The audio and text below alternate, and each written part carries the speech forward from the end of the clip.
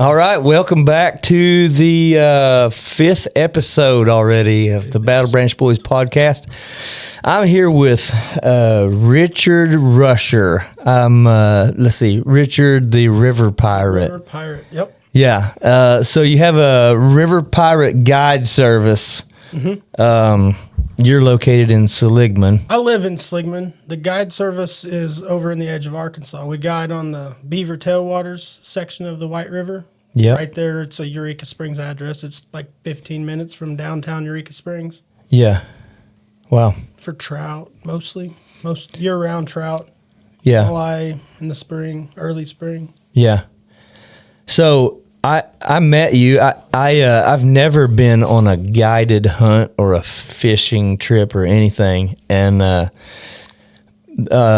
Brandon, I call him Butch. Mm-hmm. We had a camping trip planned, and he was like, "I'm going to catch some fish this year." And I said, "Yeah, okay, it's my plan too. Let's go catch some fish." And he said, I booked us a trip. And I was like, "You did? With who?" And he said, "A guy named the River Pirate." So that's where we met you. Yeah. Was it 2 years ago? 2 years ago. 2 years ago. And we were on the Beaver Tailwaters and just right below the dam. Yeah. We were camping down there, and we met Richard, and we went out with my dad and Butch, and we caught a... I wasn't there. No, we caught... really good brown, 18, 20-inch brown. Yeah, I think it's 20-inch brown, and pretty much a limit for everybody, I think. Oh, yeah. Lots of rainbows. Yeah, great. It was a great time. We had such a good time. It wasn't like anything that I was expecting, really. I was telling Chase that we had such a good time fishing, but really just hanging out with you. It was such a good time with you. So, just tell me about you grew up on the river, right? I did, man. Like when I was 12, 13 years old, my mom would take me, my best friend Dan, Randy, Chris, and drop us off up there. Yeah. Like Thanksgiving break, a week or two of Christmas break. And we had an old tackle box that we had cleaned the trays out of and whatnot, had aluminum foil, our seasonings, some stick butter. She'd get us a 20-pound bag of potatoes and a 2-liter of whatever soda each one of us wanted to drink. And we had no tent. We had our bedrolls, and we would go camp down there. Actually, you know where the little catfish pond is? Yeah. Uh-huh. Catfish pond. If you walk across the road, right across from that catfish pond and off in the woods down there, we chiseled ourselves a little hidden camp spot down there. So is that in between the two campsites? In between the two campsites? Okay. Yep. We actually went down in there so there wouldn't nobody bother us. That's funny. And we set up, we camped. I mean, they had to know we were there. I mean, we had a big fire going. It was cold most of the time. But how old were you? 12, 13 years old. Oh my gosh, She'd leave us with money. You living the dream. Yeah, she'd leave us with $20. We'd walk to the Beaver Dam store. Oh yeah. And that's what got me my guide job in the end, really. This lady, Lisa Mullins, she passed away last year. Rest in peace. She was an amazing lady. Yeah. But she had just moved here from L.A., as she would say, from Lower Arkansas. That was her favorite joke. L.A. Yeah, I come from L.A. And she had this deep South accent, and you're like, from L.A. You look at her, she's like, yeah, Lower Arkansas. But she had just moved here, and she was working in the Beaver Dam store, so we were going in and out of there as kids, just harassing her, what they buy? No, buy some bait. We're down there for a week. We're bored. So we were walking up there, just having a good time. Over the years, I just kept a relationship with her through going in the store and just seeing her around on the river and everything. And did she own the store? No, she worked for Charlotte. Charlotte owned the store back then. Okay. What year would this have been? Let's see. Early 90s, mid-90s. Yeah. How old are you? 42 last week. 42 last week. Okay. I'm 47 and we've been I counted it up. This year makes about 30 years that I have camped down there. Yeah, you were probably down there when I was hiding in the bushes. I probably was. I probably was. So yeah. So all right, finish yours. Oh, I had I got a grown, grew up and Yeah. teenager, start doing your thing and still going in there and, you'd see her on the weekends. Me and Dan would go whip in on a Saturday. Hey, what are they biting on? Just, and go get something, go catch some trout, social media. Honestly, I got into alcohol pretty bad and just didn't go fishing for a while. And I was doing, recovery, got recovered. Grace of God there, 100%. Yeah. And I got finally, I got my wife, had a couple kids, and I was on Facebook. I got on Facebook because my buddies said there was a hunting and fishing braggers board page. I was one of those guys that talks so much crap on Facebook. Oh, dude, I did like hardcore. Well, my buddies are like, look at these weak little fish everybody's posting. Look at that. I was like, oh, all right. So I started a Facebook page just so I could go on there and talk crap. Yeah. Which I'm kicked off that page. But Lisa saw me on a couple of the fishing pages and stuff, and I hadn't seen me in a few years, and she reached out and messaged me friend request on Facebook. Hey, I haven't seen you. Come go fishing with me, man. I see you got some kids, blah, blah, blah. So I was like, oh, yeah, you bet, man. So I went down, I went fishing with her. It'd been like 4 years since I'd been trout fishing. Just my day. I was just, every cast just catching something. She was like, man, you're really good at this for some, all the times that, all the time it's been since you've been fishing. Yeah. Blah, blah, blah. She said, you ever thought about guiding? I was like, no. All I ever had was a canoe and a little 12-foot aluminum flat bottom. Yeah. I ain't, like, what's it take? And she's like, just a bigger boat, guide license. Yeah. She said, I'm tired of running trips. I don't want to take brat kids. I don't want to take. I mean, she's like, I want to, I want to take my grandkids. I want to take the 60-year wedding anniversary or 80th birthday. Yeah. I don't want to take hard trips anymore and just our good repeat customers and this and that. I was like, she said, you want to do some of my extra trips? I have an extra boat. I'll lease it to you for, this much per trip or per day. Yeah. So if I run 2 trips a day, it wasn't too bad, really. Yeah. So that's how I got started, just doing her overflow. She never advertised or anything. So I was like, man, put me on there. Let me advertise. Well, nobody had really ever advertised the river, like on Facebook or anything on the fishing pages, and marketed it, and it blew up. COVID helped too. I was starting right then and there. Oh yeah, I bet so. I did a few trips the end of 2019, and I'm a drywaller. That's my real job. If I don't get to do the guide trips, I have to do drywall. Right. So I was like, man, let me do some advertising and see if I can drum up a few more trips. And like March, I did quite a few guide trips in March, and then in April, they shut everything down for COVID in 2020. Yeah. Just shut it down. Oh yeah.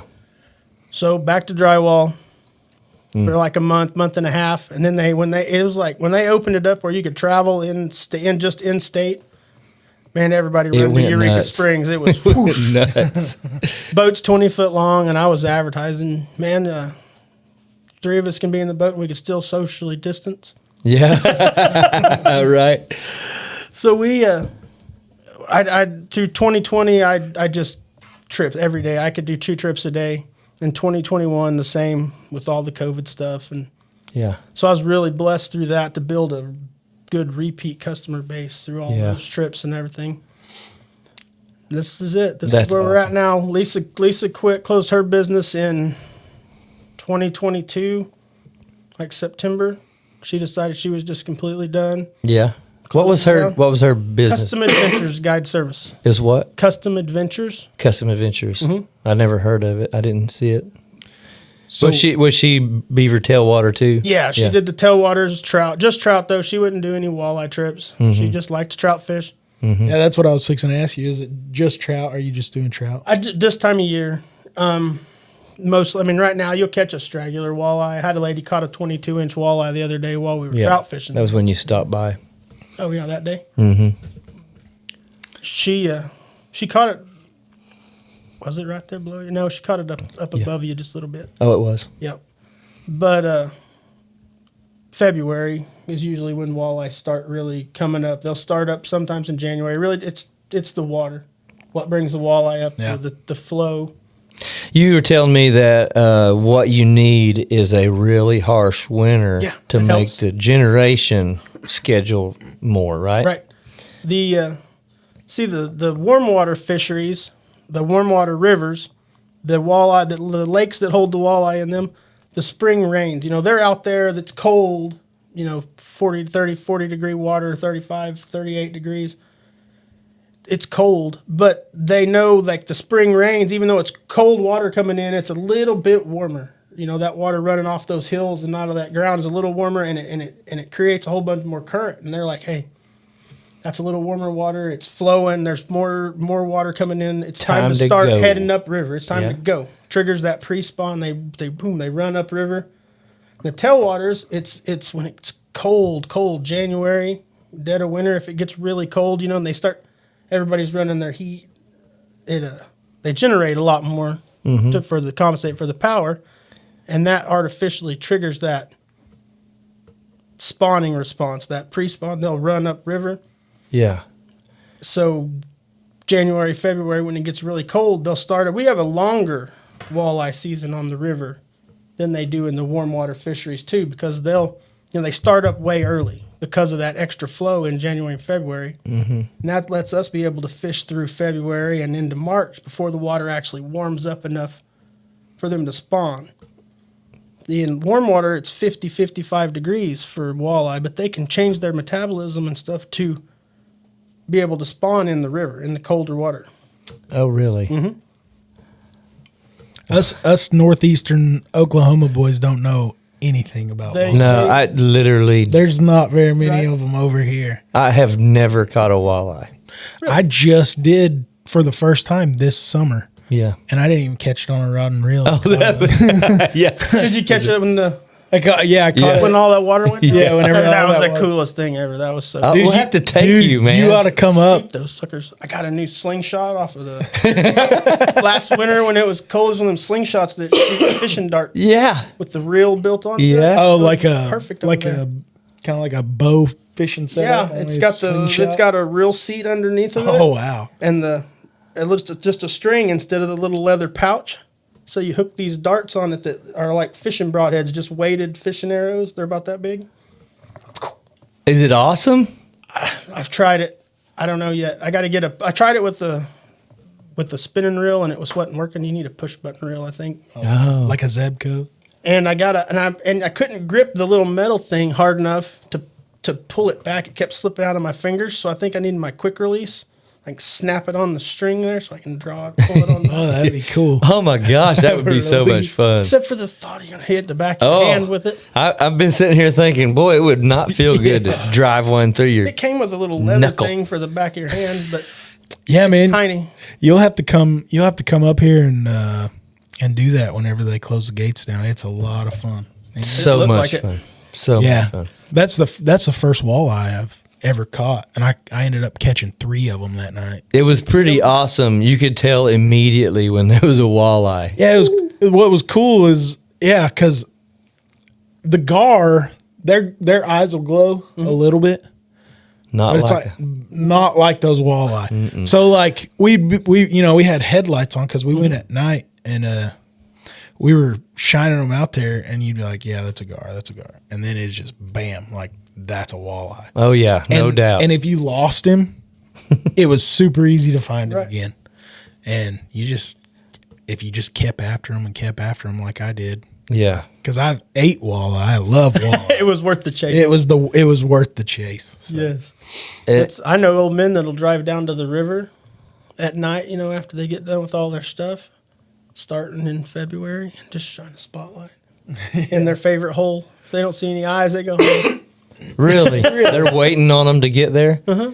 Whoa. So they can from the top of the hill at the boat, like at Bertrand Access. Yeah. Just shine from up there. So I have a question because I have been walleye fishing one time, like went out specifically for walleye, and I can't even remember where it was at. It was somewhere over in Arkansas. But the guy I went with, he was like I just kept on catching. I was either catching white bass or I was catching rocks, because he told me, he was like, man, you got to be way down there in the amongst it. If you're not getting hung up, you're not in walleye country. I spent more time retying than I did fishing. There's days like that. I mean, I'm serious. I tell people, they're like, oh, I'm sorry, I'm hung up again. I'm like, look, that's why I got a whole box full of jig heads. It's like, if you're not getting hung up, you're not in walleye country. Yeah. Really? That's what he told me too, and I was like, man, I don't know if this walleye fishing's for me. When you find them, it is. Yeah. It's worth it. Once you tied on 100 jig heads, and then you catch like 5 in 6 casts, it's like, yeah, it was worth it. That's my kind of fishing right there. And that's how walleye are, man. You can fish for an hour over the same school of them, and then, bam, they'll bite. And then they won't. They're so fickle. I hate doing walleye trips. It's so stressful. I was getting ready. You said Lisa said that she didn't want to do the hard trips anymore. What's the hard trip? She just didn't want, like I said, deal with have a boat with a parent and a 6, a 7, 8-year-old. Oh, but it's just more difficult. It is. Yeah, and she, like I said, she wanted the sweet old people to have a story to tell her. Yeah. They most of the time don't even care about catching the fish. They just want to go for the boat ride. So tell me your worst experience as a guide. Can you think of one?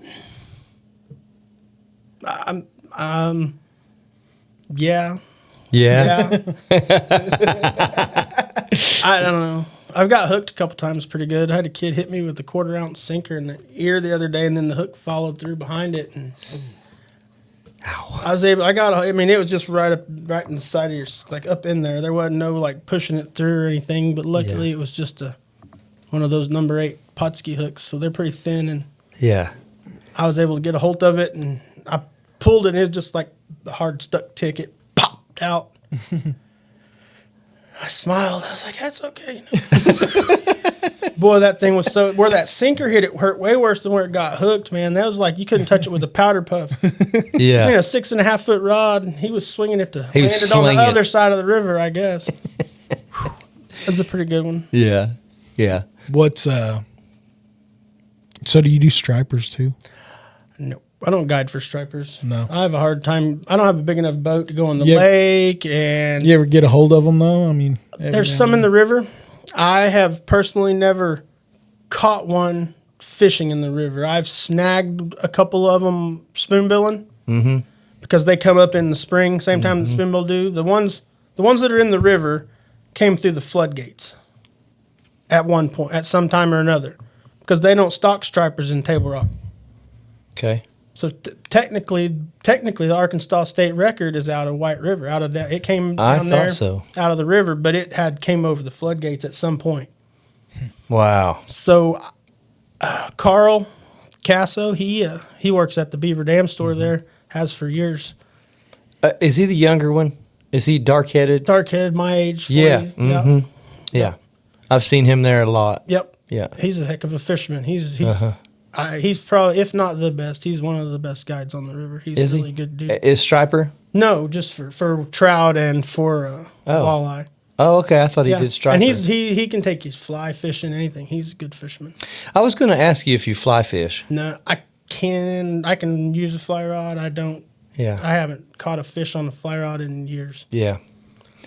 But Carl and them were fishing in the no bait zone, the trophy area there. Yeah. A few years ago. And they landed a 29-pound striper right there. Wow. Lisa went on, like right there, that first couple of years I started guiding, like a year before I guided that year, and the first couple of years there, she caught a striper every year in the river. 10 to 20 pounder, pretty good one.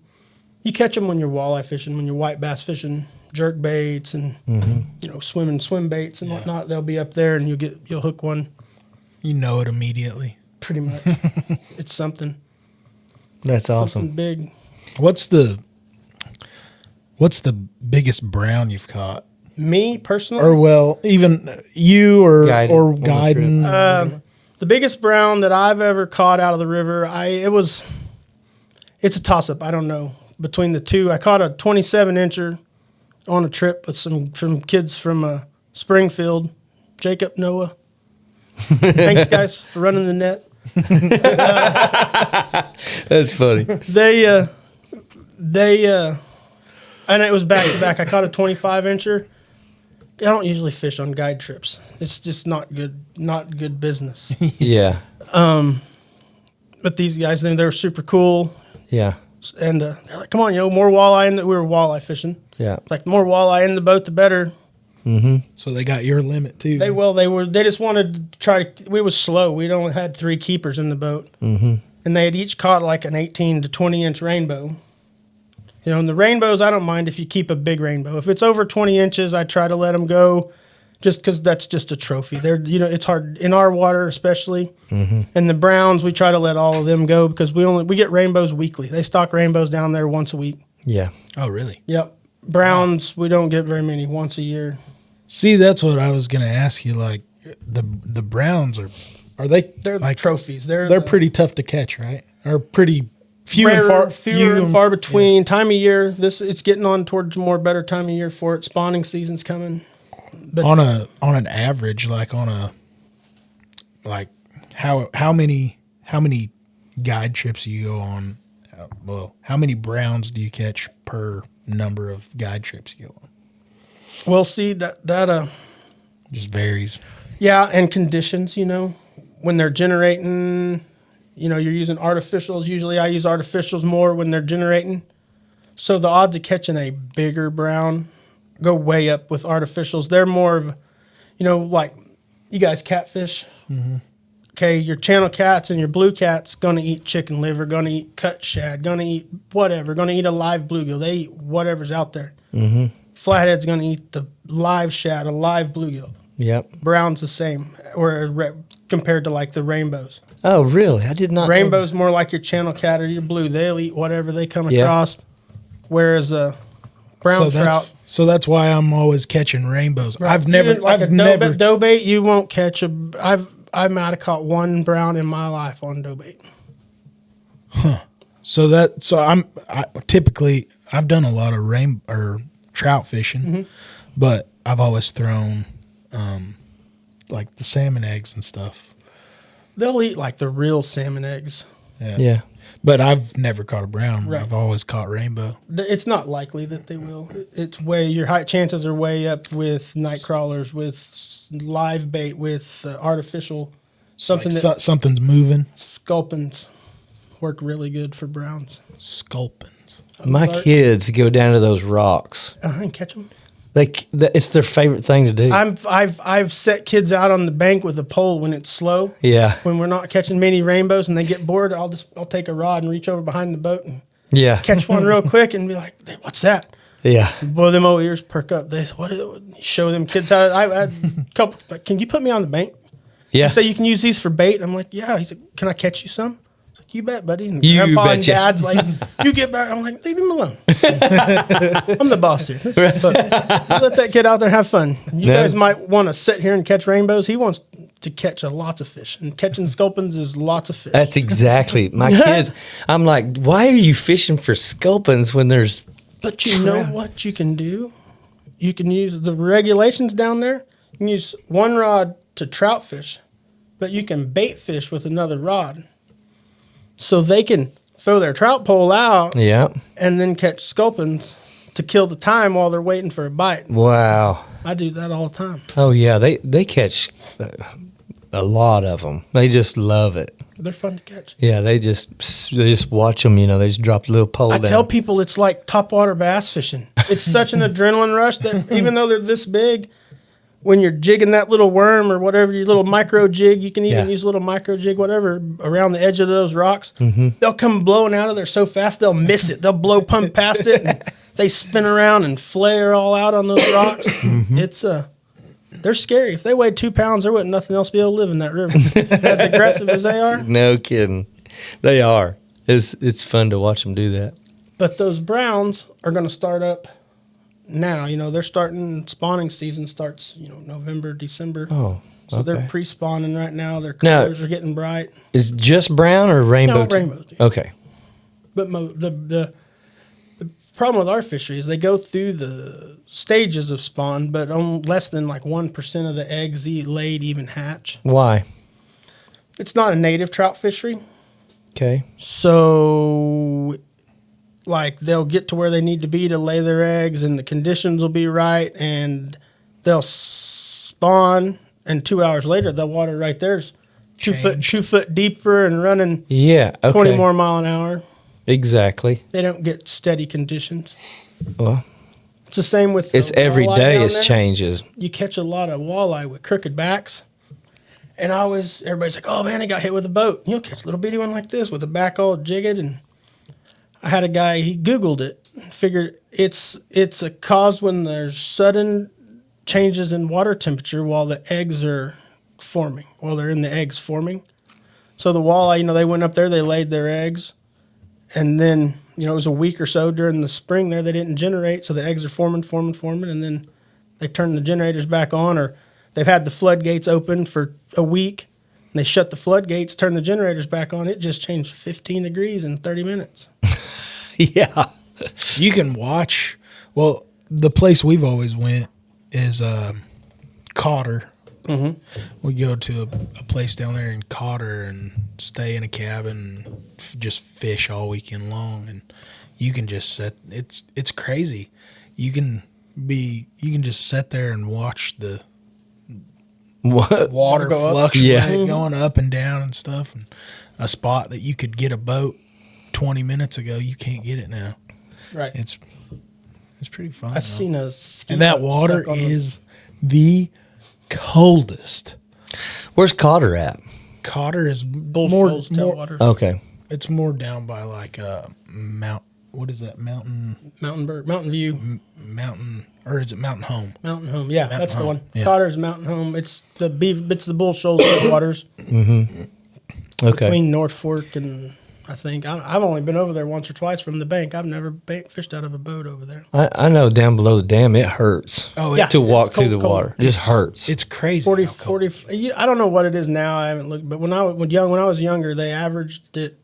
Year-round average was like 44 degrees. The year-round average? Average, yep. Wow. Yeah, it's cold. I've got in there before and took some shampoo in there with me back whenever I had hair, and I come out of there and I was like, oh. Brown come up in the spring too. Whenever, like April, when the floodgates are open, if it had a lot of rain, that's a good time to catch them. That's a good time to catch big everything down there. Because in like April or late March, if they've had the floodgates open, because shad come through them when they're open, so everything just comes right up there by the dam. That's when so the closer to the dam, the better. I had the biggest trout I think I've ever had in the boat. Caught June, I think it was in June. The old man, he's a hateful little buffalo farmer. Mm-hmm. He caught the biggest rainbow of the year the other day. He was back in town. But back in June, we were right out from that boat ramp at the dam, fishing with the crankbait, and he caught. It was 30-inch trout. He don't want you to measure them. He told me, I was like, trying to measure someone. He first started fishing with me. He's fished with me for like 4 years now. They got stuck coming here through COVID because they used to go north into Canada. Well, they couldn't go to Canada to do their fishing trip. So they did some searching, and they've ended up here, him and his fishing buddies. Well, now that Canada opened back up, all of his fishing buddies went back to Canada, but he likes it better here. So he just stays here. Huh? They're from North Iowa. He's a buffalo farmer in North Iowa. Oh, wow. Guy, you would think he was a panhandler to see him walk down the street. Seriously. You see the one picture he let me take this time, his britches ain't got no leg in them from his pocket clear to his shin, and his shirt, the whole armpits tore out of it. He's big buffalo farmer. Got lots of buffalo up there. It's crazy. But he won't let you. He wants you to get the trout off and let them go. He keeps 2 under 13-inch rainbows a trip to eat. He takes them home, cooks them fresh when he gets back to his cabin. That's it? That's it. But he loves them. He says, man, Richard, I grew up fishing. He said, where I grew up fishing, he said, you didn't know what you had on the hook till you got it in the boat and rinsed it off. It's so muddy up there in those rivers. Oh, yeah. So he'll keep a 20-inch trout on and just watch it swim around. We're so blessed. Yeah. We live in the greatest. Isn't it? I really believe it. I went prairie dog hunting out western Oklahoma one time, and it was like 104 degrees. It was like end of June, and we had shot a bunch, and it was fun. And I looked at my buddy Paul, and I was like, hey, when we go find a stream somewhere and go fishing, he just started laughing. Yeah. He goes, what do you mean? I go, well, I'm going to go buy a cheap fishing pole. And he was like, smallmouth, something. there's no streams. We're in western Oklahoma. And I was like, I never thought of that. Like, they're everywhere here. We can go 2 miles and find a stream somewhere. Whenever I went out to the panhandle those couple of times, whenever I killed the elk and the antelope, I went out there, and the guy who let me hunt on his property, he's like, yeah, my land's right here next to the Cimarron River. I was like, oh yeah, river ball. Nice. Sweet. Cimarron River it's about as dry as a bone. It's drier than the Battle Branch. You might find a little puddle every now and then, but you can see where the river's supposed to go. Oh, really? There's no water. The rainy season. Yeah, rainy season there must be, but it wasn't there whenever I was there. I think that, we're in the beginnings of the Ozark Mountains. And right. You're off in them. You're off in them. Yeah. So, I mean, you know what I'm talking about, being in stream. I was driving. We dropped our kids. I dropped my kids off at Vacation Bible School in Washburn the other day, and I had to go meet a guy in Pea Ridge to pick something up. I got off Marketplace or something. Well, I had some time to kill, so there's dirt roads you can drive between there. Mm-hmm. Well, I was driving the dirt roads. I'm driving along this little creek, and I mean, there's always been a ton of smallmouth in it. My daughter's pole's in there. You'd think Snoopy. A fishing guide would have a lure or something. Well, I mean, it's my mom's car that I had borrowed. Well, there's not a lure of any kind. So what on her pole was a little gold hook and a swivel. So I dug around in there and I found a bug, only bug I could find. I put it on there and I threw it in the trees the first cast. I was like, well, boo. And I go to leave and I look and there was a ink pen with a little fuzzy head on it. One of my girls' little toy pen had googly eyes. Had chartreuse fuzzy hair on the top. This is awesome. So I got my pocket knife out and I cut off just a little bitty wedge of that chartreuse hair and hooked it on that hook and went over there, and I ended up having to spit on it, get it wet for it to sink. I caught a couple of big old bluegill. I caught them chub minnows. Hated that chartreuse thing. They'd run over there and smack it. Yeah. It was a blast. Around here you can stop on the side of the road and catch trout or catch chub minnows and bluegills, smallmouth on anything. You bare hook just about. Have you ever ate a chub minnow? No. Oh, me and the kids. I have. Yeah, me and the kids. Are rough. Yeah. I can imagine. They don't take long. They stink. They get a funk. Oh, man, they stink. They're about the boniest fish you can imagine, too. My kids caught them at the creek this summer, and I was like, we're going to cook it. And I'm like, oh, no, you ain't. I don't even want that in my pan. But they did, and it was just gross. I can imagine. My neighbor that lives just south of me, our land connects, and here a while back he invited me down. He's like, yeah, I caught some fish today. We're going to have some fish. And I went down there, and they cooked them whole. And I was like, are those creek chubs? I didn't ask. I was just thinking it to myself. And then he's like, yeah, get you some fish, man. And he, made my plate. Uh-huh. He's like throwing some fish on there. And I was like, One will be fine. I tried it. Man, they were so bony. Was it fishy? Oh, yeah. Oh, yeah. Yeah. I mean, the one bite that I remember, the one bite that I took, Lots of bones, fishy. He says this one. I took one bite and there was a lot. That was a lot. But suckers are supposed to be some of the best eating fish in the water. Have you ate one? I haven't, but my stepdad and all the old timers I know swear they're amazing. They are. Well, we eat them all the time. Yeah, So that's the Oklahoma thing more. Yeah. So December, you should come down. December 1st, the river opens to gig. And we take our boats down to Illinois River, and we go gig. I don't know. we cleaned out a hole. We'll make it like a church trip. Yeah, and like all the men from our church bring our go down kids. There, bring our kids. They'll be gig them. Yeah, there'll be 15 boats down there, and by the time you're done, there ain't no suckers left. Well, they're at Rolling River. Have you ever seen guys do it on ladders? No. There where Rolling River runs into Table Rock Lake. Yeah. It gets pretty narrow there, wide as this room, and a couple of them, it comes upriver, and then when it finally gets up into where it turns into river, it narrows down pretty quick into some shallow holes. Mm-hmm. And them old boys will get out there with like a 6-foot A-frame ladder and hang their 5-gallon bucket up under it. Yeah. And they just sit on top of that ladder with their lights, turn it sideways, and sit there with their gig pole, just 2 or 3 of them across every riffle. And as them suckers come up over them riffles, they just stick them and then put them in their 5-gallon buckets. Just sitting on top of those ladders, waiting on them to come up over the riffles. That would be a pretty good I idea. Never thought of that. That'd be a good idea to do on one of those riffles where we go gigging. Yeah. Just sit there. That'd be pretty fun, actually. All those boats running around you, they'd be pushing them. Oh, yeah. Past you. Yeah. That's Till cool. some jet boat try to come up. So it's this. You have to fix them, prepare them a different way than you probably know about. You gotta take the scales off, and then there's this thing that we have. Most people have is a scoring machine. You fillet them out, and you lay the fillet on this scoring machine. It has razor blades in it, and they're like 1/4 inch apart, probably. Yeah, something like that. And they just shove it, and it just it's like makes chop steak out of it. Yeah. You got to put it skin side down. Yeah. So the fillet will stay together, but then you just. My stepdad told me they scored them is what he told me, but that'd be a lot easier.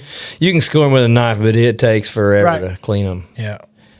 I went one time with them, my stepdad and his son and them. They on the James River in Missouri. I guess it's a rock bottom creek. Yeah. Yeah, or river. It runs into Table Rock over there by Kimberling City. Oh, okay. Yeah. It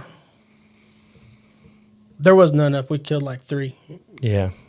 Sometimes that happens. Yeah, it is. It's kind of. They're they're excellent to eat the night you kill them. That's what I've heard. That's what if you freeze them, I guess you could leave them in a refrigerator for a couple days probably, but if you freeze them, they're terrible. Right. They don't stay together. Like trout. Yeah. You need to check out the gigging tournament up here also. There's if you want, you could get in it. Yeah. I don't. I don't. It's pretty cool, but like there's usually around 100 boats. And there's somebody on. I don't know. It's more if the water's up, they'll have it more down towards Spavinaw Creek, but somebody gets on the other side and there'll be 100 boats just lined up, and somebody gets on the other side with a flare gun. Everybody takes off at once. It is in a creek. Nuts at night. I'm out. Yeah, it is nuts. They are.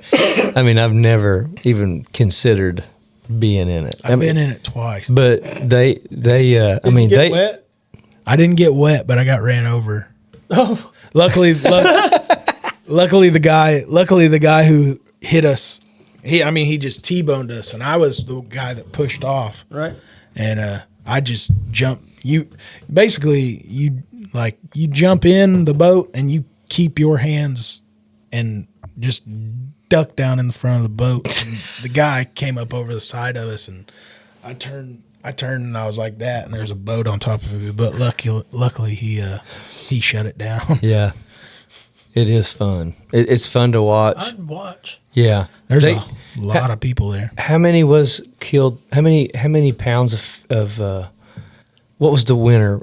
Who was it? The Chance Tudor again? I can't remember who won it this year.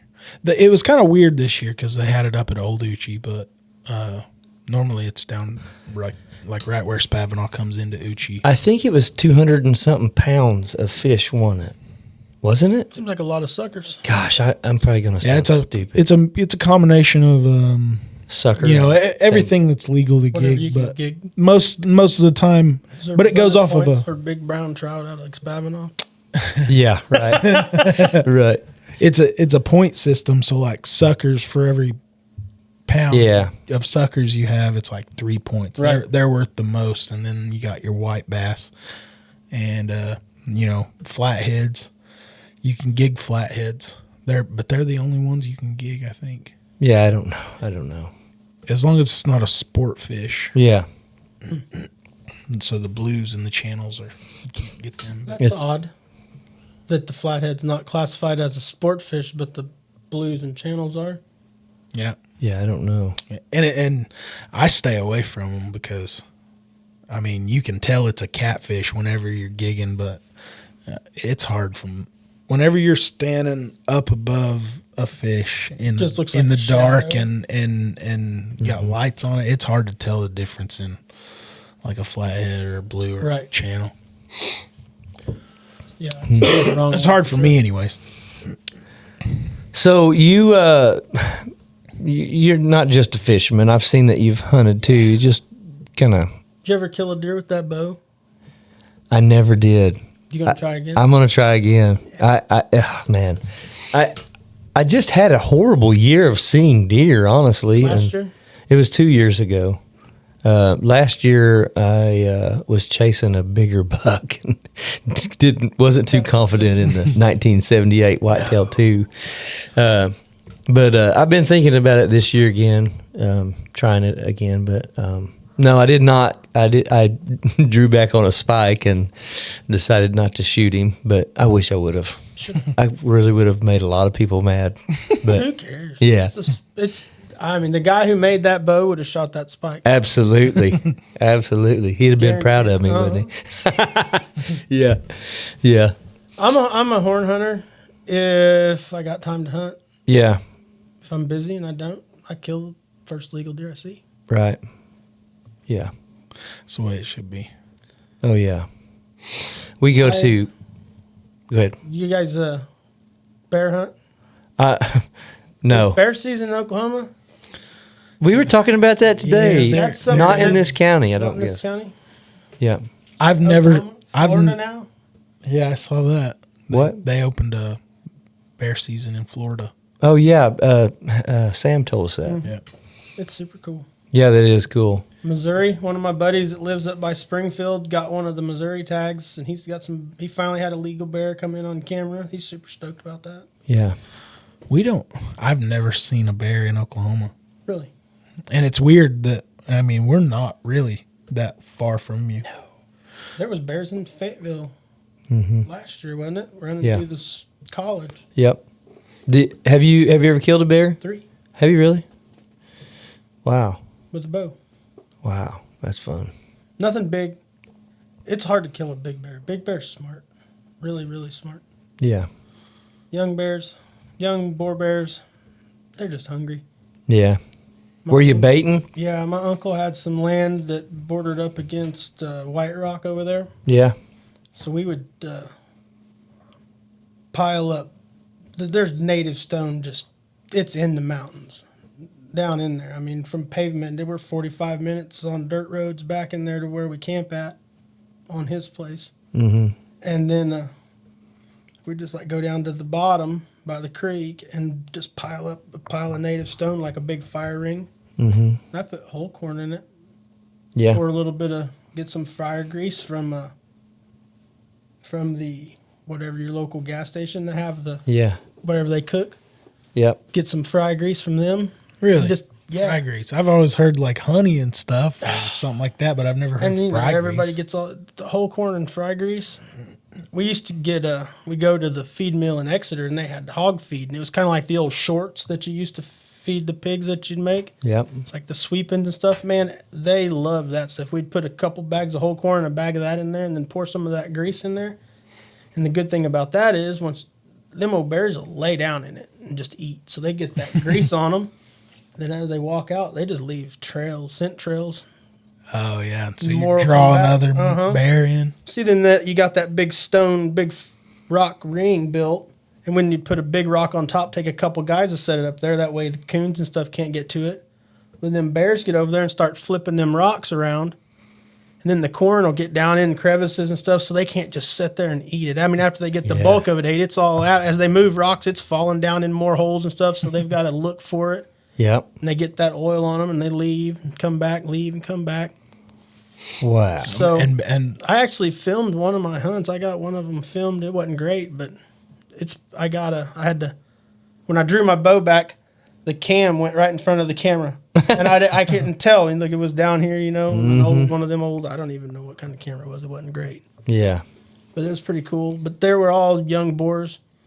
I had the last year I hunted, I had a big bear, a big boar. He done had everything. The only thing that came in, you know, I went from getting 1,000 pictures a week to 300 pictures, 400 pictures of him laying in the bait. And when he would leave, these two big sows would come in.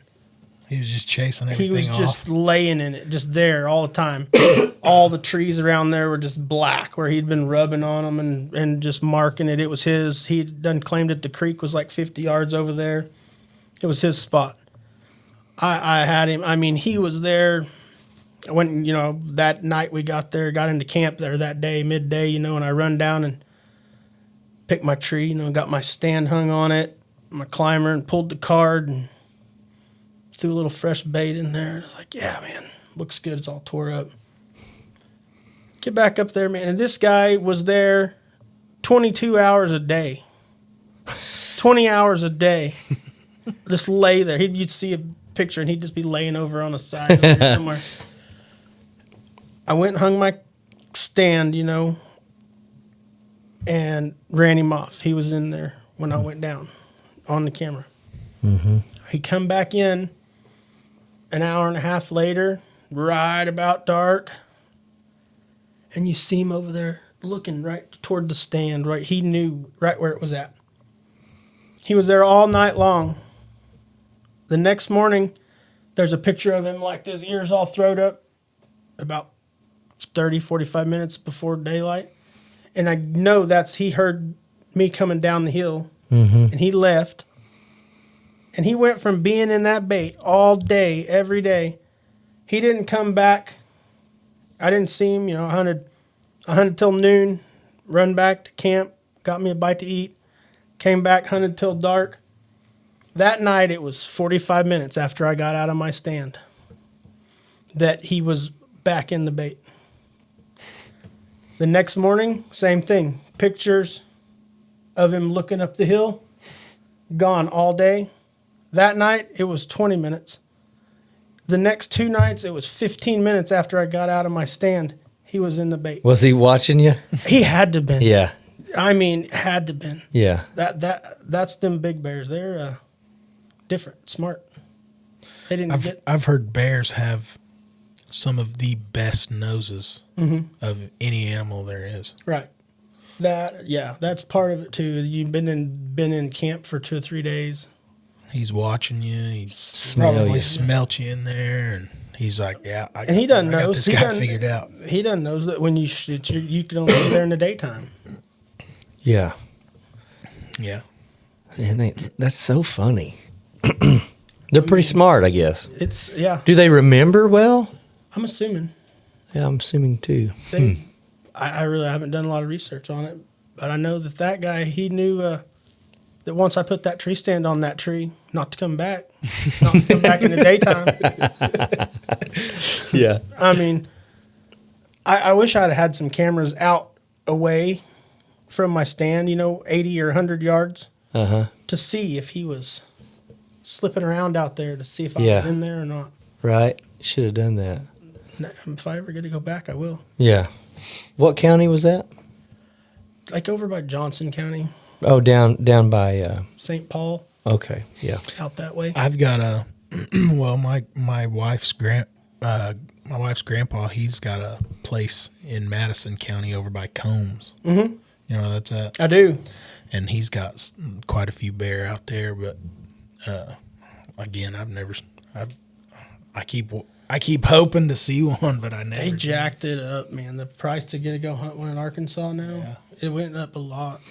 Yeah. I buy a license and tags for whitetails, $410, and if you want to kill a bear, it's another $300.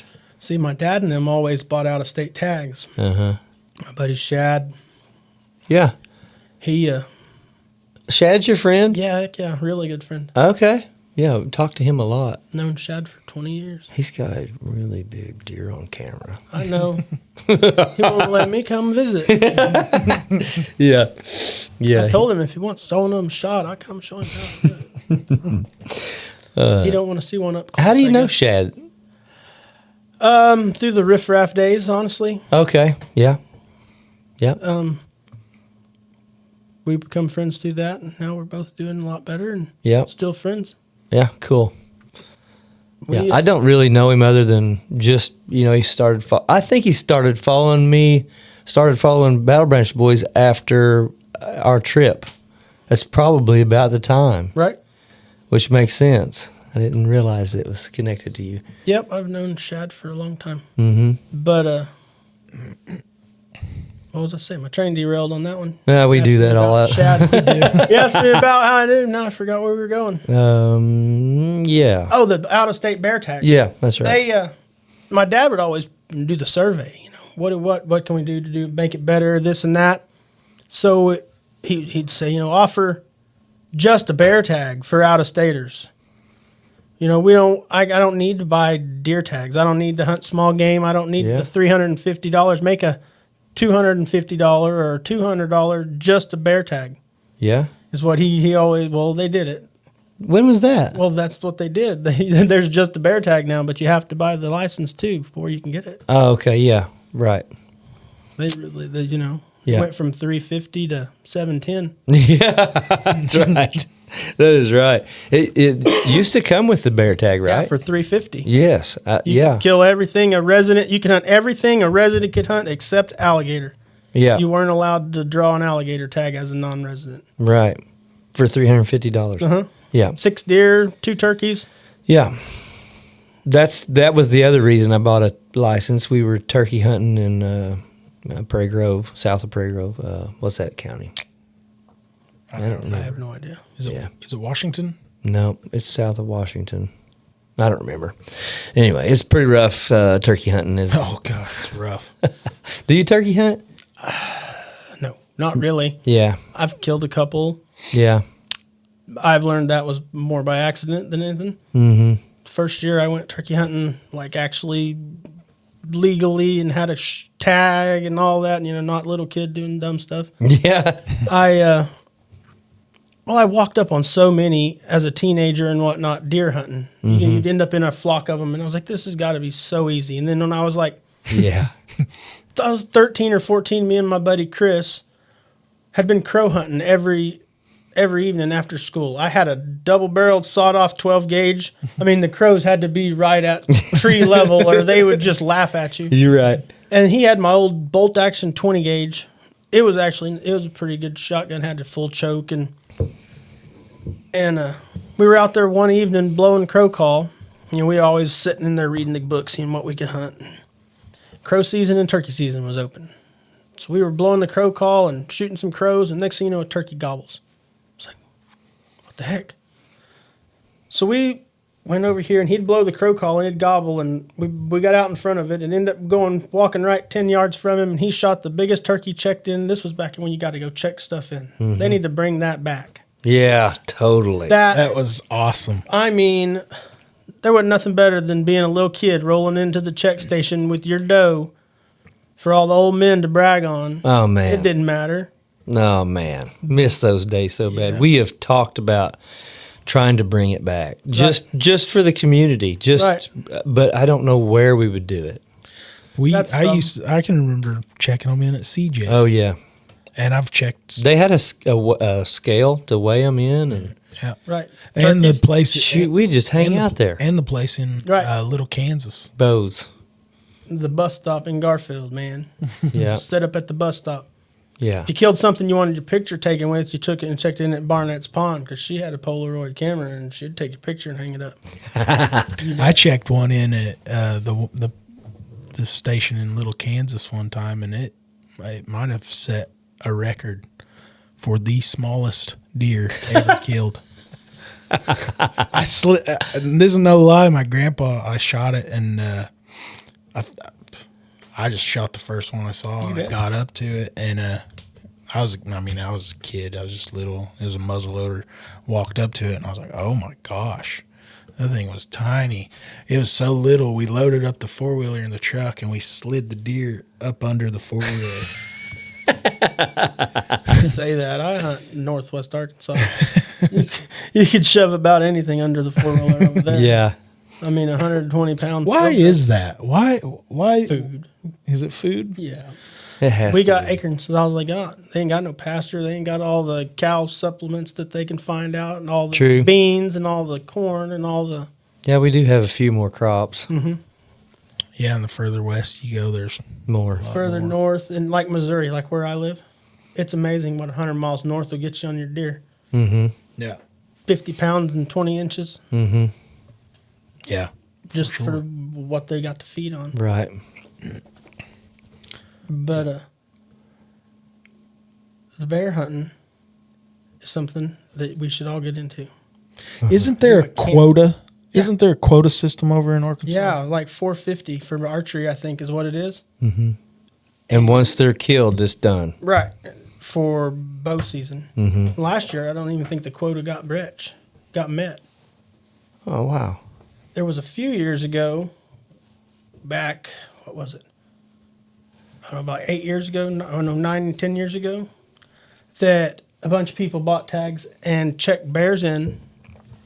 It was a little thing to save them, save a bear. You know, the PETA people would buy them. Oh, they checked in fake deer, like the deer that didn't get or not deer. Yeah, to bear, fill the quota. To fill the quota. The quota so filled in less than 2 days Why were they doing that? to save the bear. to save the bears.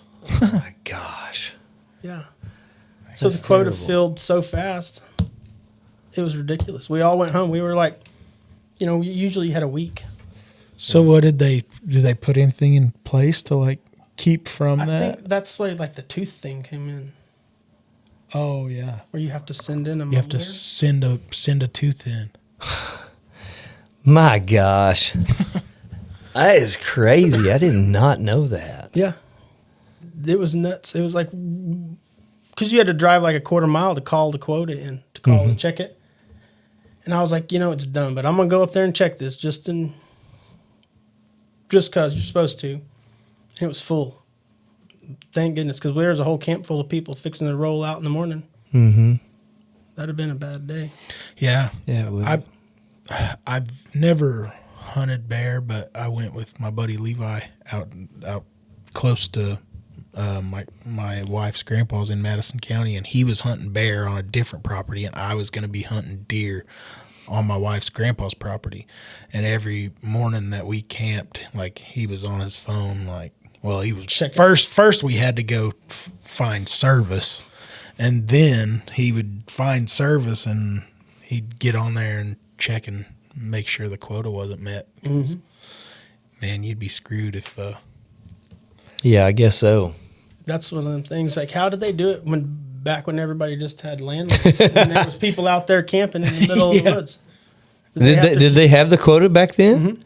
Well, And then you have to drive all the way back to St. Paul or something and use payphone. rotary dial. Yeah, I don't know. Wow, that would have not been fun. Technology. I would love to get that.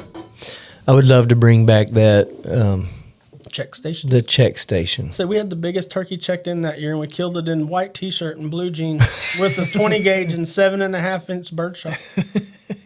That's when I was like, turkey hunting just too easy. And I didn't do it. And then it was a year me and my wife started dating. So 2016 early, spring of 2016. I was at Academy, and it was crazy because it was like 2 weeks before turkey season opened. And like on the end cap was a whole, like there was decoys, then there was shells, and there was calls, and it was all like stupid clearanced. I'm like, well, turkey season's about to open. I got a 20 gauge, and there's a turkey decoy, and I had 80 acres that I'd just acquired out on Slate Gap that's loaded with turkeys. So I was like, well, look here, for like $30, I can be a turkey hunter. Let's try it. And I got the stuff, and I went out there. Well, what I did was like, all I got's a single shot shotgun. So, if I had a pump, it would be better. So I went and bought me a pump shotgun at Walmart. One of them old Mossberg 20 gauge pumps. The old Mossberg 500. And I hauled that dude off in there and called in a Jake, and then I called in a Coyote, and then I called in a Tom. And I was like, man, this ain't too bad. I can do this. And then I went 5 years and never even got a turkey to talk to me. Oh, I know. I like it because I like it. Okay, I'll take that back. I like it whenever I'm in them. Yeah. Whenever I'm not in them, I'm just like, Dude, my buddy Vince and his dad Robin, they are turkey freak. They're addicts, man. Whenever turkey season's open, they got call in their pocket and shotgun in their truck. They break and run. Yeah. Turkey hunting. And I swear they could probably win turkey calling competitions if they would just get in them. To me, it reminds me of like, I don't know if you've ever been out west or anything, but I go elk hunting a lot. And to me, it's like the equivalent of elk hunting. Yeah. What kind of elk hunt we got? Yeah, because Miniature. we can, it's not like. It's a response. Yeah, it's a response. You're not just sitting there waiting for a deer. You're calling to something and you can hear it and you can go after it, and it's just super exciting. But whenever it's dead, it's dead. It's like, oh man, you just don't. I don't have any confidence. People tell me all the time They'll come in, just sit. they'll come in, but I can't. I don't have the patience to sit there. I don't I can have wait any for deer confidence. all day long. Yeah, But turkey, I'm out. If I don't hear one, I'm out. I'm going somewhere else. yeah. And there's not a lot of turkeys. I mean, there is and there isn't. Like around us, we don't have probably near as many turkeys as what bunch you over guys there. have. There's around my area. There is a lot of turkeys, like out by the lake. You get like into Garfield, like into the more in away from the water. The further away from the lake you get, the less turkeys there are. But around Beaver Lake, there are turkeys everywhere. You see them all the time. Yeah. Wow. About that big old trout your son caught down there. Yeah. That was a good rainbow. Yeah, that was he told me it was 19 and a half inches. I was guessing 20 from the picture. Yeah. It looked good. I was Where down there at the river this year. Oh, It was actually Brent's son, Mac, that got it. You caught it from the bank? Yeah, Right from those rocks. Those At big, the handicap access? is that what it's called? Down at the end? No, right by the camp there, straight down the hill. There's a parking lot. Okay, yeah, and you walk down the stairs, and Yes. there's that rock wall there? Yes, right there, the flat rocks Yeah, that are and set there's there. some good browns live right in there, right down Yeah. under those trees. Mm-hmm. They're not generating. Yeah. Wade across right there and get on Yeah. that little gravel bar and fish up under those trees. Yeah, yeah. That's a good spot. I've caught a lot of fish under those trees. Yeah, he, my son and him, they're both they love fishing. Easton just could fish all the time, and they were down there probably half a day, and Easton was skunked. My son is like didn't catch a thing, and that hardly ever happens. But he was willing to go back the next day. Humbling. Yeah, it is humbling. And Matt caught that big trout, and then like 4 others. He limited out. So, Right. Anyway, it's good fish. Really It good really fish. was. Yeah. I want to catch a brown. Mm-hmm. I've never caught a brown, but apparently I haven't been using the right bait. Say, come That's on pretty down. interesting. We'll, I actually did I was playing on my phone bored in the rain this week and found Yeah. a couple of the old videos from, I think it was, I don't know if it was last winter or winter before last. Me and the wife went down there and she caught her personal best brown right off the bank right there at Bertrand Boat Ramp. Sitting right there to the right of it while I was trying to load the boat. We went down there to do some fishing and they blew the horn as soon as we got there, right as I got the boat launched.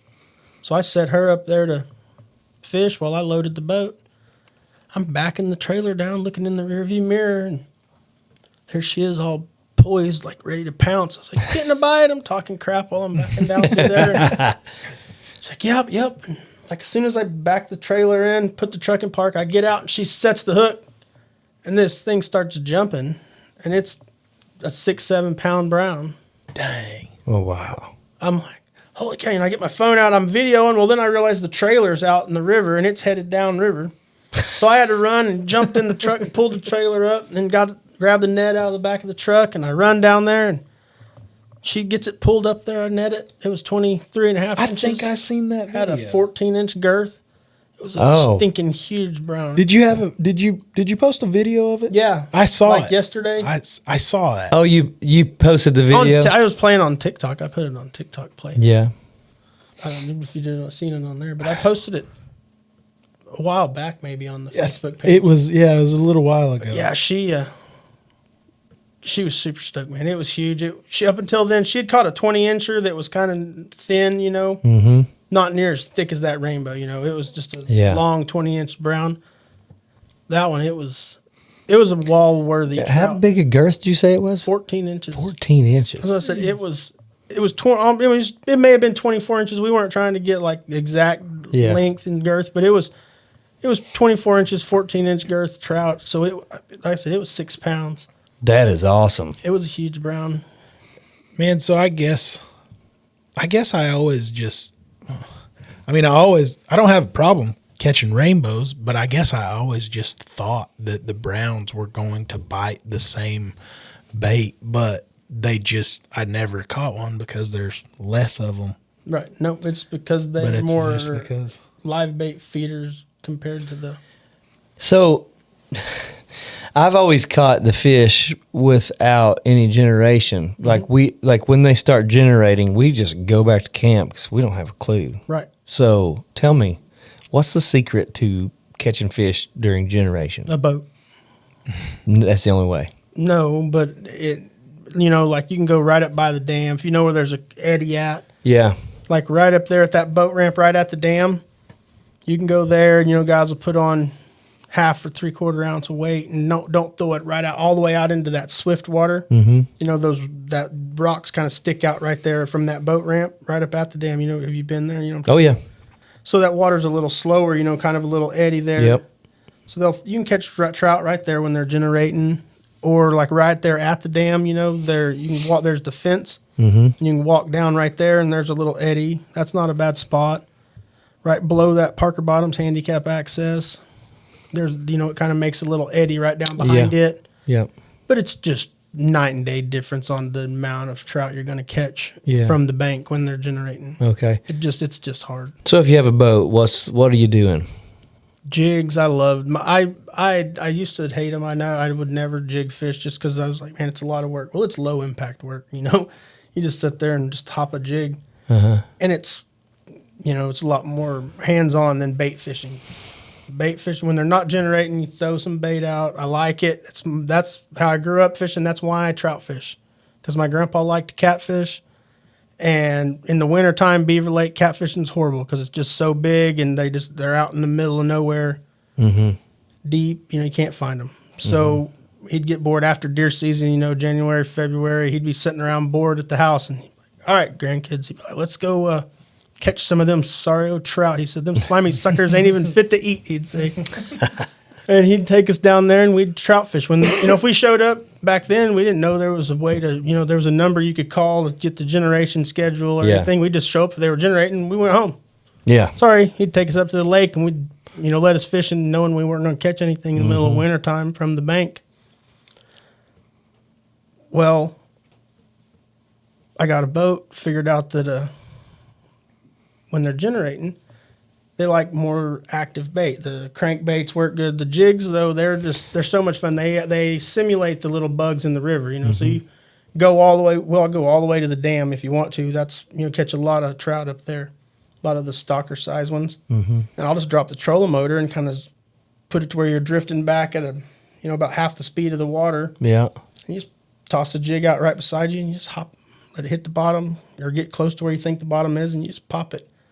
And it looks like a little wounded sculpin or something. And them trout are so fired up because that water's running, their reaction bite, man, they see that thing hopping, bam, they're grabbing it. Boom, boom, they'll come back. You miss them, they'll come right back and grab it again. So you're catching a lot of fish then. A lot. It's a good way to catch a lot of fish and not just be sitting there, It's oh, man, it makes me want to go back. It's fun to do. And then like the crankbaits, I'll just... I'll either do the same thing, drift, and you can cast them toward the bank. That's a better way to catch, like the bigger browns, bigger rainbows, especially if they've been generating for a while. They'll hug up against the bank, up in those little tuck-ins or big old boulders that are up there, and that water's came up rushing around them, and they'll just tuck in there and wait for something to come by.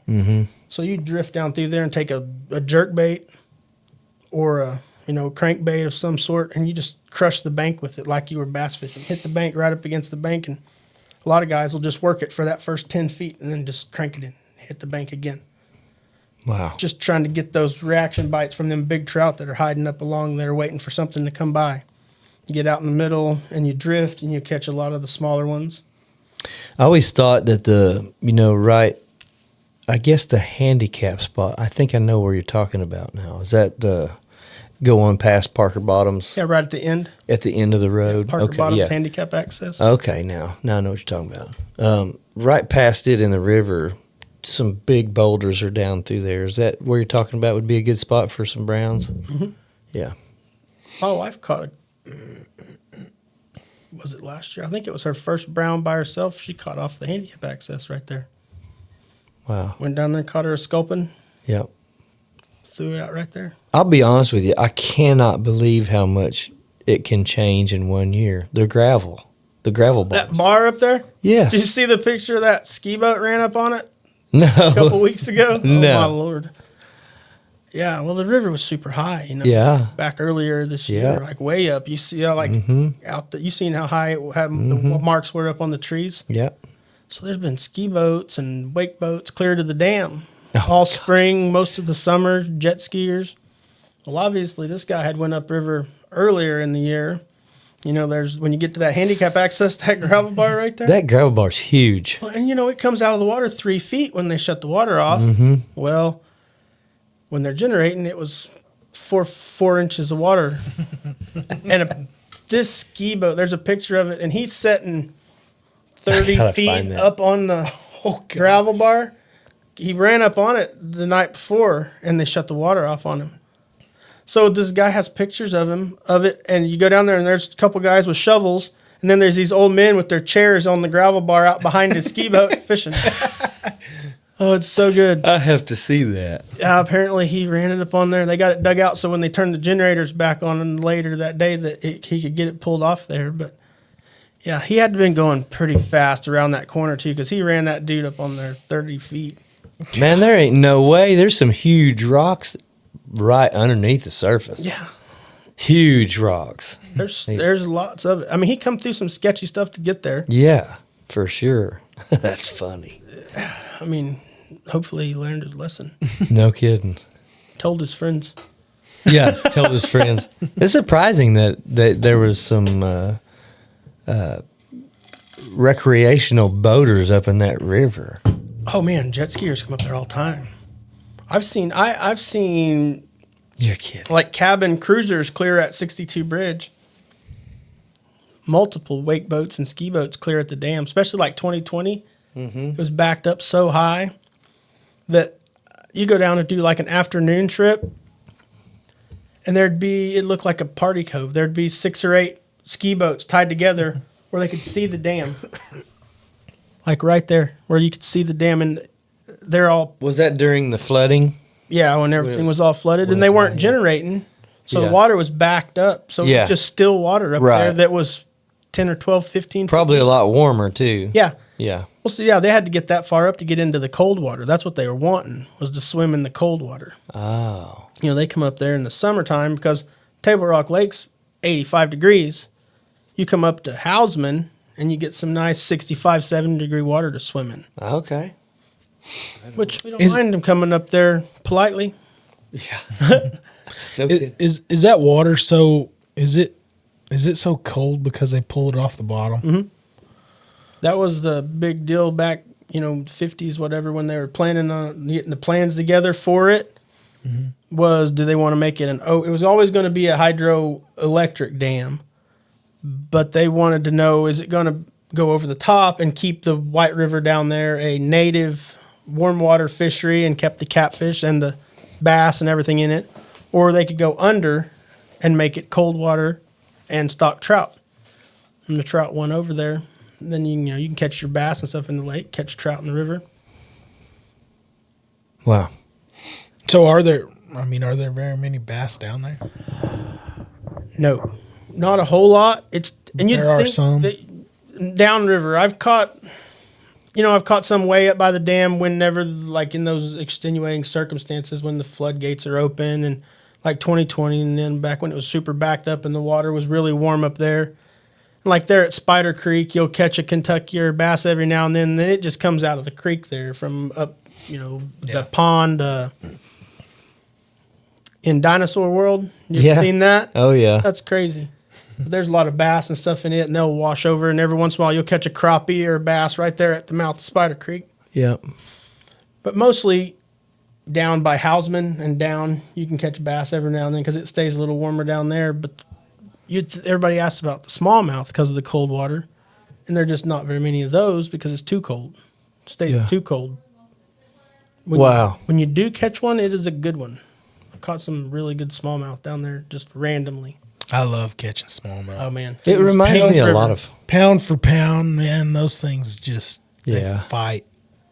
I feel like it's so good. I feel like a trout's a lot like a It is. smallmouth. I tell people all the time, people are like, oh, well, we really wanted to catch something.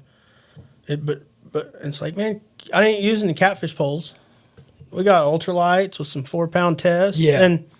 And trout fight a lot harder than people would think, especially if you get into one of them over 16 ones. Oh, yeah. Them good over the slot. Those suckers pull. Oh, yeah. Then they're running the generators. That's another thing that makes it really fun. No kidding. When they're generating, think about it. You got how hard the trout fights, and then you got 3,600 cubic feet of water per second pushing against it. Yeah. They feel way bigger. Yeah. We go down below the dam at Grand and catch some big blues, 20, 15, 20 pounders, 30 pounders. And it's usually when they're generating, and it's pretty fun. Snagging them or rod and reel? Yeah, rod and reel fish. Catch them with bait? Yeah. We'll usually throw out a net, catch some shad. And that's what I want to do. I want to catch some big catfish on rod and reel. It's been a long time. I'm going to take him. Yeah. Last time I caught any big catfish on rod and reel was on Eufaula. Yeah. The guy who got me into drywall, his brother had a place right there in Canada, where the South Canadian River runs into Eufaula there. Mm-hmm. Is it 69 highway? Yeah. Right there? Yep. We parked right on the side of the highway and walked down there on that riprap under the bridge and was catching 20, 30 pounders like you were catching bluegill. They were up there spawning on that riprap. Yeah. I had them 8-foot catfish rods with 25-pound big game and just put a big old bobber on it and a shad about 2 foot under it. Yeah. If you casted, you're too far out. You just drop it right there along the edge, man. Yeah. Those suckers are hitting fun. it. It was a blast. That is fun. That is fun. My kids catching those big blues are just so much I can imagine. Fun. Yeah. You have to hold on to them. Yeah, for sure. You ever snag spoonbill? Oh, yeah. It was a great year below the dam. Yeah, I saw you had a good year. I got year. spooled 3 times this year. Oh, God. Once with 80-pound test. My rod, I broke the crank. I had 50-pound braid on mine. I had the big Okuma 8000 series, so it holds like 220 yards of 50-pound braid. And I snag a fish right there they'd run in a little extra water. They had the generator going in, a couple of floodgates open. and it was up pretty high, and man, I hit this fish, and it made 2 circles in the eddy, out into the current. I was like, "Oh, I got it back in the, I win." I thought I was winning. It came back over into the eddy, and I fought it back up through there, and then it went back out in the current, and back around, and done that twice on me. And then the third time it went out in the current, it was gone. 200. There's a little peninsula, when you're standing up there at the rocks at the dam, and the little peninsula that sticks out that makes the eddy for the boat ramp. Yep. My line was touching the tree limbs on that, past it. Oh my God. Oh yeah, I mean it peeled fiddle string tight and stretched clear past that peninsula. Dude, he's gone. Finally, I get down. I'm like looking, and I had 4 or 5 turns of braid left on there before I got to the mono backing, and so I just pointed at him and stopped it. Mm-hmm. Never slowed him down. Kept going. Then I went back a couple days later and had my buddy Johnny's rod. Because my handle had broke, the crank had broke on mine, so I ordered a new one, and he had the same reel, the big Okuma, and he's like, "Man, all I could find was the 120-yard spools of braid." He said, "But it's 80-pound test." I said, "Well, that should work. It's 80-pound test. Surely we can handle anything in an 80-pound test." I went up there, and the water had got back down small. The thing was, it'd come up, and they'd have so much water running. Why it was such a good year that nobody could snag because there was nowhere to snag at. And if you did try, there's no way to get back to the eddy. Yeah. It's just too big. So it'd be too big for like a week, 2 weeks. And then they would drop it back down, and they wouldn't shut it completely off. They shut it completely off, they all go back downriver. Yeah. But they would just drop it back down. So they would all be weeks worth of them that had been coming up is just right there, stacked up there in that little corner where you snag Perfect. at. That's kind of like low water over here. And I walked down there with that 80-pound test. Elizabeth, my wife, she was standing there watching. She'd come met me down there to watch. And first cast, man, I threw out across there. And about the third jerk, hit something. And she got the camera going as I was, when you snag them up here, you're snagging up above toward the dam. And then you got to make your way around that little point and get on the backside to land them in that eddy. So you got to climb over all those big old rocks. That's the fun part. Yeah. Well, That would not be fun. including me climbing around those rocks. I got around the backside of it as a minute and 11 seconds. The videos took him a minute and 11 seconds to take 120 yards, 80-pound test, and all I could do was hold on for dear life. It was pulling. I had to drag so tight that I was afraid it was going to break the reel seat. I had the rod with one hand and the back of the reel with the other. It was pulling so hard. That's awesome. Did they have the same rules in Arkansas like they do Oklahoma on them? No. Two a day in Arkansas, 2 a day every day per person. And you know what they are in Oklahoma? 2 per year. And you got to check them in like a deer. Yeah, one per day, 2 per year. You got to check them in. And you can't catch them on Friday. Can't catch them on. Oh, that's a new one on me. I didn't know that. Well, if you do, if you catch one, you got to let catch it go. one on accident. You have to immediately let it go.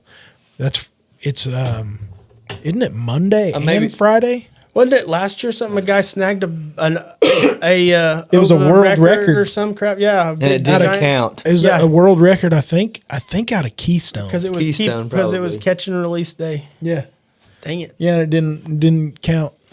That's crazy. You have to have barbless hooks. Mm-hmm. Do you guys have to have barbless hooks? Mm-mm. You have to have barbless hooks. Can't transport row across state lines. You probably have that. They don't get into that strict in Arkansas. It's 2 a day. Last year, I don't know how y'all feel about it, but it really, really, really, really hurt our spoonbill population. They let them start snagging. It's always been for decades. You could snag up at the dam from that boat ramp to the dam. And, you can keep 2 a day, whatever. So there's only really room for a couple guys to snag up there at a time. We take turns. Mm-hmm. And you can't go down past that? Past the boat ramp. Past that first boat ramp. Wow. Okay. So, unless it was, that we had them days like this year, whenever there was a perfect day and quite a few spoonbill would get caught. You'd have your good days, but 90% of the days, most years, are not suited for snagging. They're not there. Yeah. And the spoonbill season's only 2 months long. Well, this year they opened it up from Hausman access to the Missouri state line. You could snag out of a boat. Oh. So the live scopers, Oh, yeah. the river's only 80 yards wide, man. They just got to drive down through there. They can scan the whole river. You're looking for the submarine. Yeah. No joke. Dude, they hurt them bad. And then they could catch and release them down there. For some reason, at the dam, anything you snag has to be kept, no matter what. If it's a trout, if it's a under the size striper, and once you catch half of your daily limit of game fish, you're done. You can't even try to snag anymore. But down below, they can catch and release and everything. So they were catching them and weighing them, hanging up and weighing them, and then letting them go. So, if you do all that to a spoonbill, Die. it's dead. So they killed a bunch. And then, this How long ago did they do that? they started that. This was the first year of it. And it hurt it. You could was, tell. Well, I mean, not yet, but It will. it's it really, really changed the game. Wow. So they and they can do that for 2 months. If they're not generating a whole bunch, the spoonbill never even made it up to the dam, so we didn't get to catch any that year. Yeah. Now, even though they're going to come up, but they're not going to come all the way up. So now those 2 months, even the times when we wouldn't have hurt the population at all, they're down. They're going to be down there just murdering it. Mm-hmm. Yeah. Live scope changed the game for everything. I'm not a fan, but Yeah. to each their own. Yeah, I'm not. I don't have a live scope. I Right. don't care about it that much. I mean, it's kind of like, I don't know how to explain it, but the people that are fishing on live scope, I'm sorry, it's probably going to make some people mad, but I mean, they're not even fishing. They're watching a screen. Right. They're like watching the screen and holding their pole out here, and I don't know. If you're interested in catching fish, then that's probably good. It's kind of Right. like, to me, it would be like me putting a feeder out here and shooting a deer from my porch. It's not interesting at all to me to do that. I don't care how big a deer it is. I'm not going to do it. Right. It's why. Right. That's For me, I think it's like That's just my opinion. Sorry, Facebook. you're going to hear it from them. Mm-hmm. It's okay. They already know my opinion. Yeah. So my opinion on it, like that's just, you could really pick a species apart like a spoonbill. Just the big ones. Yeah. I mean, you could There's just, guys on Beaver that'll take you on a trophy crappie trip, catch, target 15-inch plus crappie. I feel That's like amazing. It just varies per species for me because, I mean, I'm a big bass fisherman. Yeah. Just because you see a bass on a screen doesn't mean you're No. gonna catch it. So true. That is But so true. you see a big old freaking 80-pound. Yeah. My the way 80 pound, okay, yeah. here's my take on it. Comparing live scope to something, okay, the spotlight never killed no deer. Right. Okay, It's true. Yeah. there you go. Uh-huh. That's pretty good. Uh-huh. Yeah, that's pretty good. That makes sense. That's good. So I got one last question. You bet. How did you get the name River Pirate? Lisa, Okay. fishing with her, Yep. and I'd miss one or something, and I'd growl, and Rawr. I'd cuss and hoop and holler. Yeah. And then I had the bandana. I always wear Yeah. a bandana. That's something I've had for years. She's Yeah. like, you look like a pirate. You sound like one, blah, blah, blah. She was goofing off one day, and River Pirate come around. And so we were jokingly started, she was calling me the River Pirate. And I started just hashtagging on a couple of posts, just goofing off. And I was out on the river one day, and a couple of guys in kayaks were like, "Oh, the River Pirate." And I was like, "Yeah, all right." I mean, cool. you're easy to spot. Big Right. old white beard and a bandana, Yeah. So, I mean, I just wanted to, go back to your business. Mm-hmm. It was the one and only guide trip that I've ever been on, and I had an absolute blast. We had such a good time. We talk about it all the time. My dad had a great time. Butch had a good time. We caught fish, and it was fun. And you wouldn't let me put a worm on the hook. You kept saying, "That's my job. That's my job. That's your job." Yeah. So, is there anything you want to add? I mean, do you want to? Yeah, throw a plug in there. Yeah. I don't know, not really. The business is awesome. I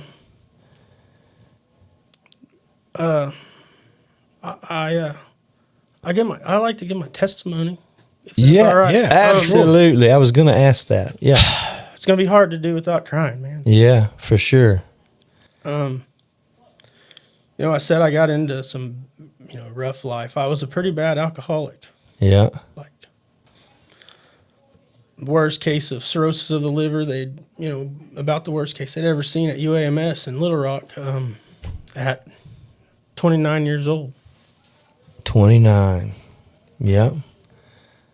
I've always known God a little. I grew up in church, Yep. and I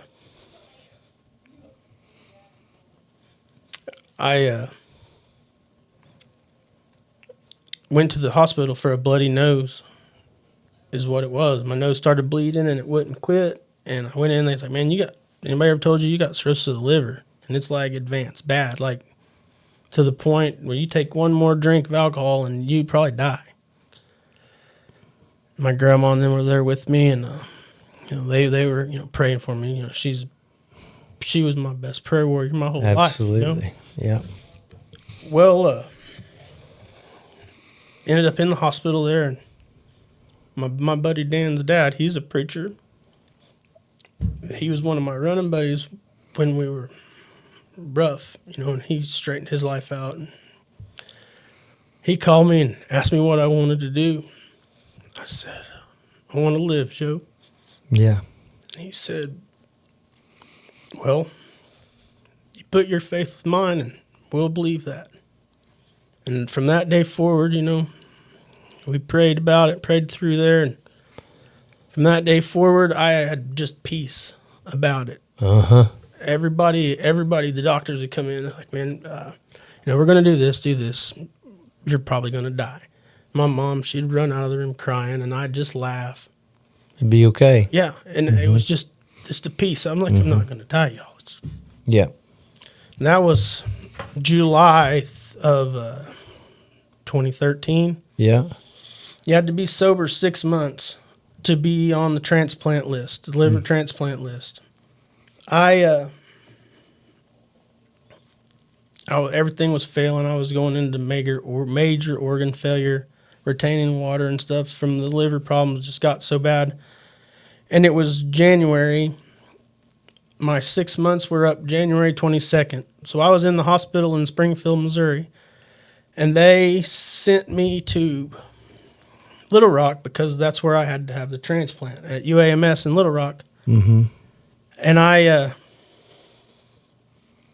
because they're like, "Man, your 6 months date will be up here. We need to get you down there so they can get all the tests done. So as soon as your 6 months date is up, they can get you on the transplant list." So I was down there on the 22nd, like a few days before that, but my 6 month date rolled around January 22nd. February 13th, I had an emergency liver transplant. The insurance company, everything was shutting down. They were looking for a donor. When they needed to find one, there was 3 matches available, not just one. Yeah. They had 3 to choose from. Wow. To find a perfect one. Uh-huh. Insurance, everything was there to do it. Insurance wasn't going to pay for it. Oh. My grandma was sitting in the waiting room praying, and a lady came by, and she was, sorry, guys. She was,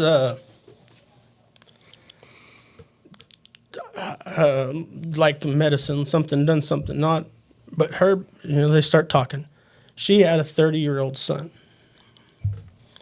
She knew somebody high up in the hospital, Yeah. Called this lady. My grandma's on the phone with her for a few minutes. Well, this lady has a 30-year-old son. Mm-hmm. Well, that lady's friends with some guy that's in the government somewhere. I don't even know who this man was, but he had a 30-year-old son. My grandma ended up talking to him, and then miraculously, he made a call, and the insurance company told the insurance company he had a personal interest in it. Wow. And would appreciate it if they would go ahead and push it through. Absolutely. So I passed out. I was on the table, and they told me, "Man, Richard, we got your liver." I was bleeding out like everywhere that they had drawn blood. My blood had got so filled with water and everything from all the. And he says, the doctor comes in. He's like, "Look, man," he's like, "we're going to get your liver." He said, "At the rate you're bleeding out and the stuff we got going," he said, 7 hours, man, max. We can keep you alive for 7 hours. He said, and it's 5.5 hours to get there and back. My gosh. And I passed out. That was the last thing I heard. I passed out. I came to 2 days later, all sewed up, stapled up, sun shining through my window. Mm-hmm. New day. New life. It was all about the grace of God, man. Yeah, for sure. It was Praise just, God. It was just so amazing what he's done. And then, since then, I've got I'd go to church and I'd ask him. I was like, I want a better job. Somebody to spend my life with. Now I have a good guide business. I have a wife, 3 little girls. Yeah. That's amazing. He's a great God. He's a great God. Yeah.